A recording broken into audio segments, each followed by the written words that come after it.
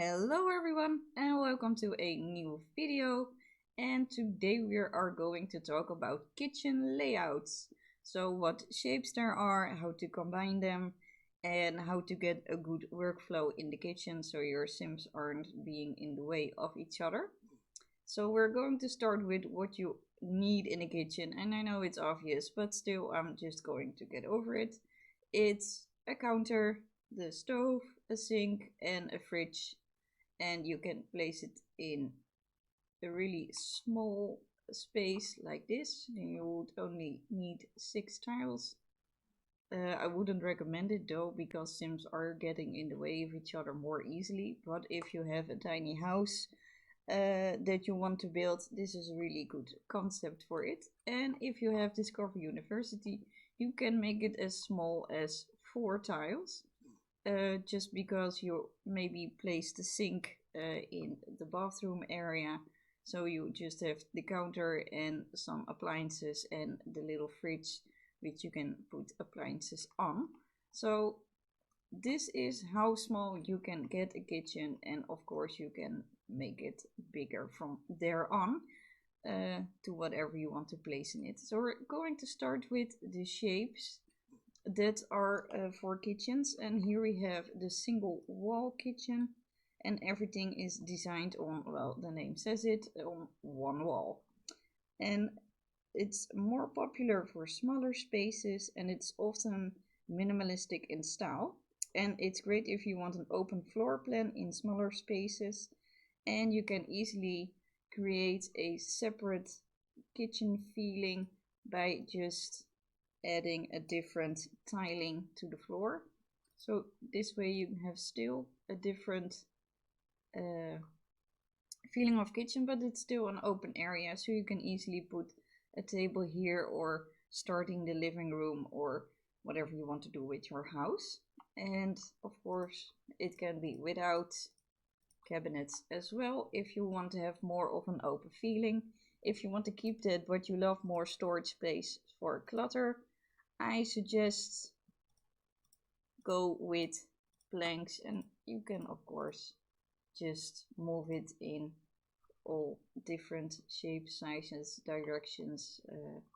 Go nuts with it, just have fun with it. And well, that is the single wall kitchen design. And next up we have the double galley kitchen, and it runs off counters opposite of each other, usually against 2 walls, but it can also be used in an open flooring plan. So this is how we see here, but of course you can also do it this way. And you see I used some planks here as well, and I want to show you why I did that. Because if you use counters in a small place like this, it can really easily feel very claustrophobic. So I will show you. Just going to put cabinets on every wall like so, and the bigger ones here like this. And when you are in the kitchen or your sim or just looking at it, it's very claustrophobic because it feels like a really cramped space without much openness or extra space. So I would suggest don't put too much cabinets in a very small kitchen space such as this one, but instead use planks for extra storage space if you really want it. And it's this is a very efficient kitchen, and everything is nearby. You don't have to have your sims running around from one side of the room to another. And be sure, if you use the cabinets, light it well to avoid a little bit of that claustrophobic feeling. But still I recommend more doing things with the planks and shelves, and you can also easily combine of course the two. So if you want to have some cabinets, but you can also use planks for the rest of the kitchen as well. That's up to you. And this is a way you can easily distinguish your kitchen, so it's not the same every time, just to have fun with the shelves. I'm keeping saying planks, but that's the Dutch word. I'm sorry. I mean shelves. So in the future, if I ever say planks again, I mean shelves. So disclaimer. um, so yeah, that's the double galley kitchen. And next up we have the L-shaped kitchen, which is shaped in L. The the names for the shapes are really straightforward, so that's not really difficult to remember. This can be an open floor plan, but also in a closed room. And you have a lot of space for cabinets and also a dining table if you want to. It's also very space efficient, and you can easily put long shelves on the shorter side. So let's see how that works out. Like you can, I'm sorry, like I've got to put in the move objects sheet. So it looks like this, and because we're in the Sims, it's so easy. We just can move, oh, well, not that easy. In real life, you wouldn't just easily put another window here, but you see it makes a difference on the lighting. And if you don't want to use that much of artificial light, I suggest put in another window so the lighting is still perfect. But you have a really cute kitchen here without it feeling overcrowded or claustrophobic, and you can easily put some dining space as well. So this is a really fun kitchen and very useful in its shape. So that was the L-shaped kitchen for you. And next up we have the U-shaped kitchen. Well, that is, you guessed it, shaped in a U. And the counters and cabinets are put on 3 walls, so it's a U shape. And this shape is especially useful if you want a lot of counter and storage space. And you can, when the room is big enough, put an island in the middle for a social zone while cooking. So that would look something like this. And of course you can put the island cabinets, so you could put bar stools there. But you really have to have a big enough room to pull it under, otherwise Sims are really getting in the way or aren't even going through it at all because stuff is in the way or other Sims are in the way. So if you want to avoid it, I suggest keep a tile and a half between the island and the counter against the wall. So Sims have space to go across each other. So that's something to think about when designing your house and your kitchen. So that was the U-shaped, and now we have the G-shaped. There are very firm of the alphabet letters. This is sort of a U-shaped kitchen, but a little bit different because one side of the counters isn't against a wall, like this one. And this section makes it accessible from both sides, and it's great for an open floor plan because you have some sort of a how do you call it, and this distinction between the kitchen area and the living room or dining area, but it feels very natural to do it this way. And you can have a little bit of fun with this as well, because if you want to have a little bit counter space but do it in a slightly different way to make your kitchen more unique, you can easily just add something like this, and it will feel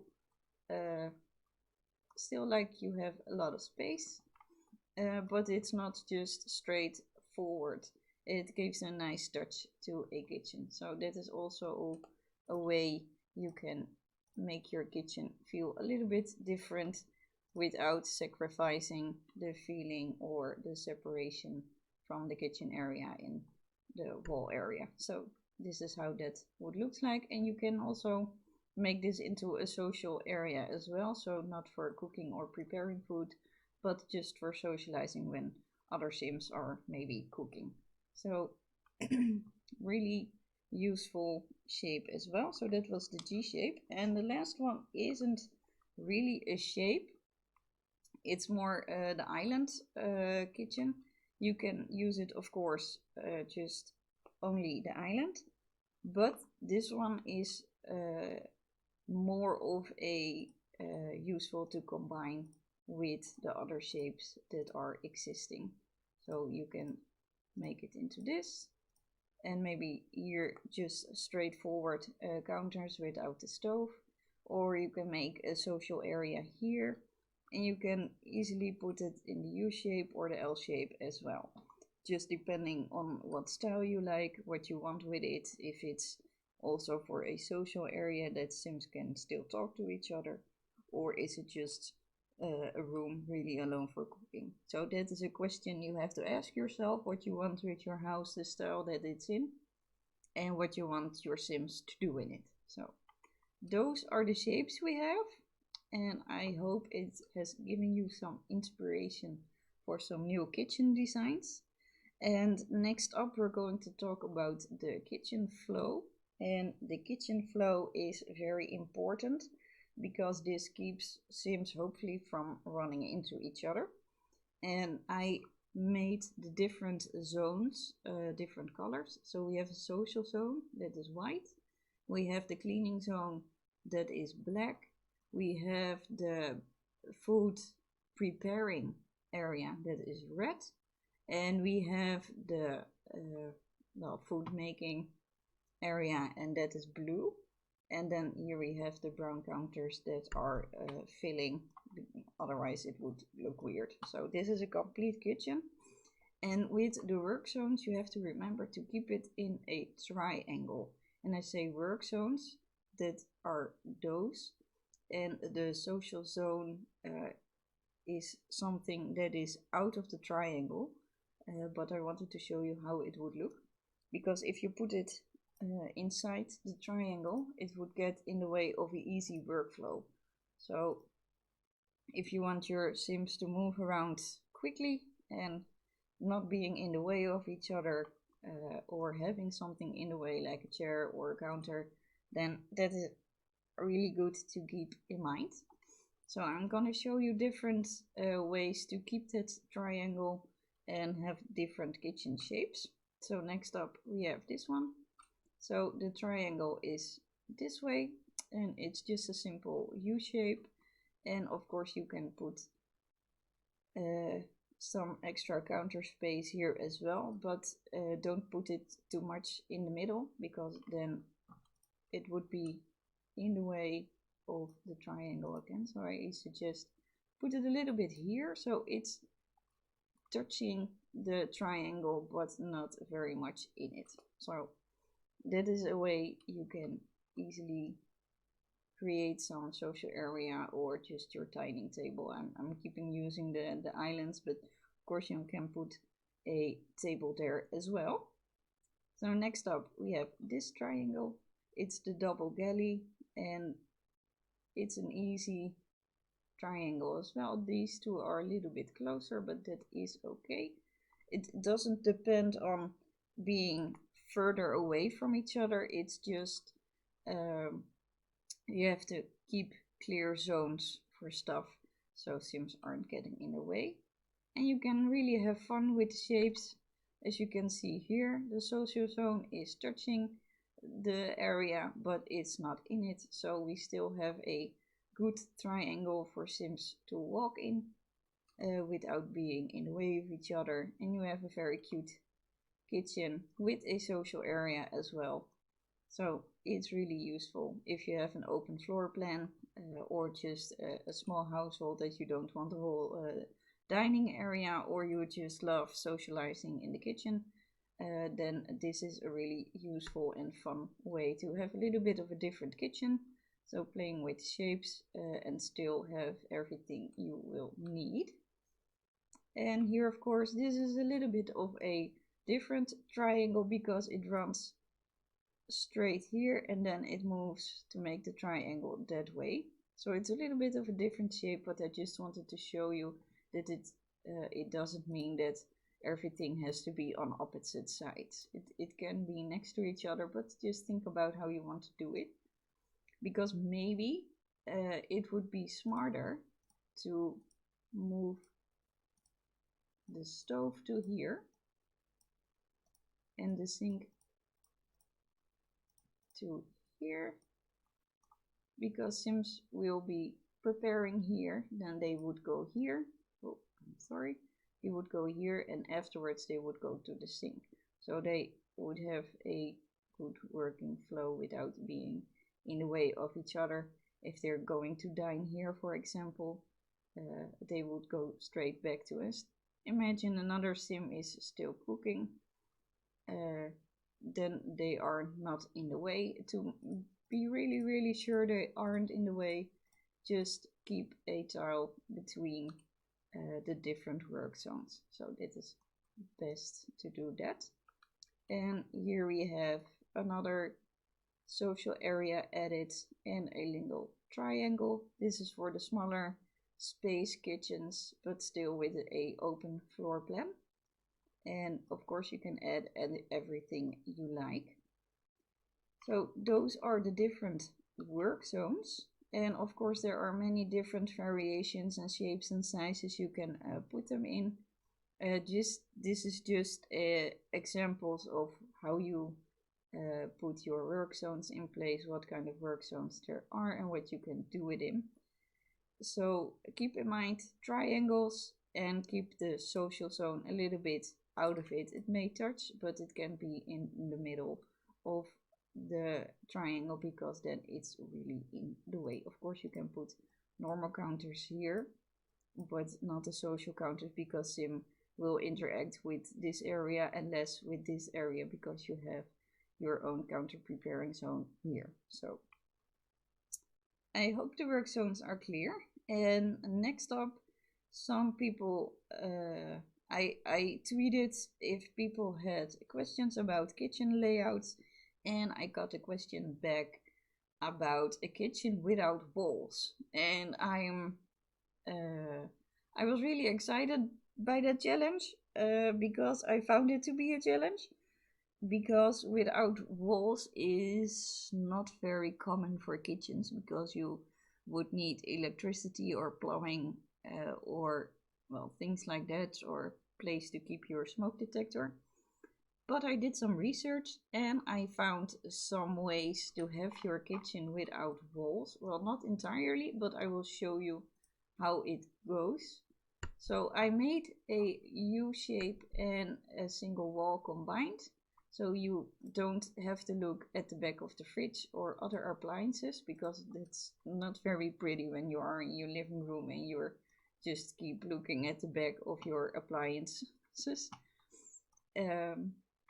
So I made a half wall and a big one, where you can easily put a smoke detector here, or you can, if you prefer that, have your kitchen there and have your stove there, so you are not looking at the back of your fridge, but you still have a very open feeling area, no walls, and you can easily socialize while preparing food and sitting in the living room.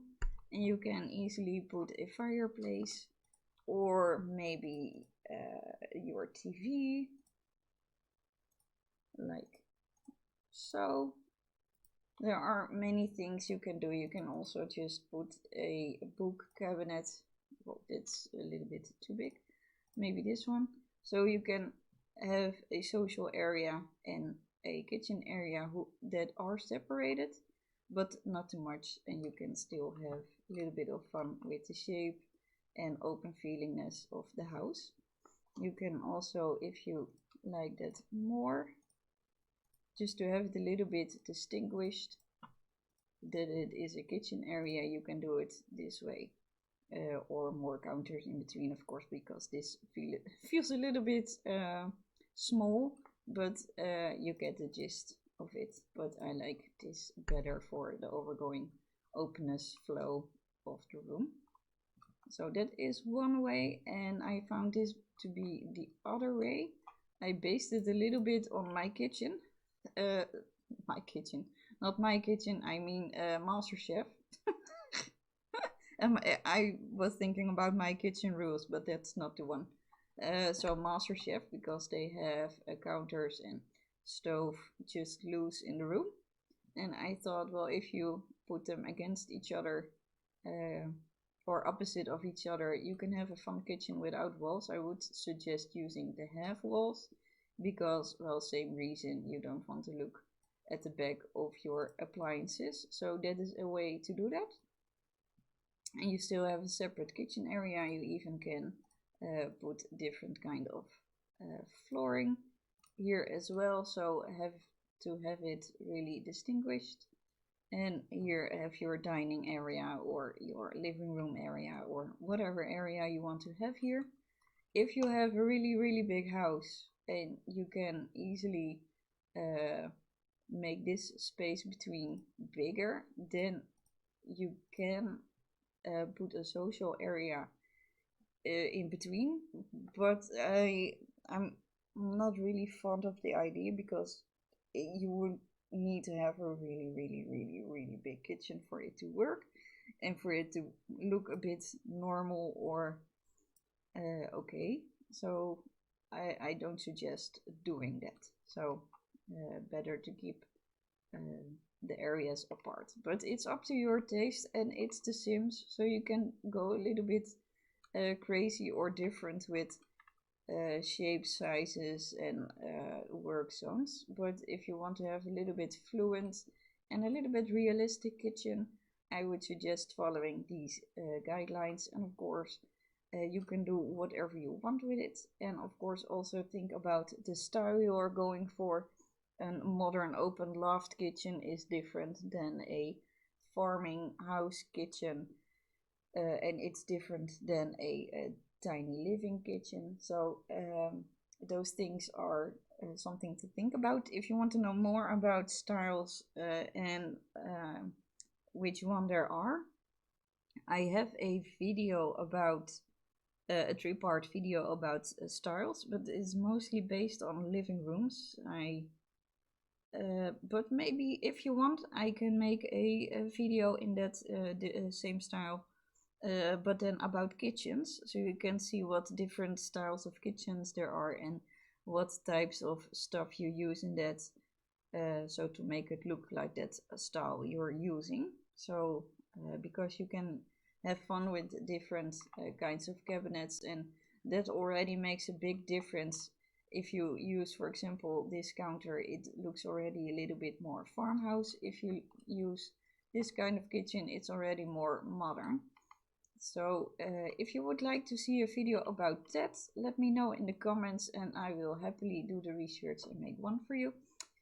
And that is all I have today on kitchen layouts. If you have more questions, just let me know in the comments and I will respond to them. And otherwise, I hope to see you on Twitter. Come say hi there, or with a new video that hopefully will be up next week.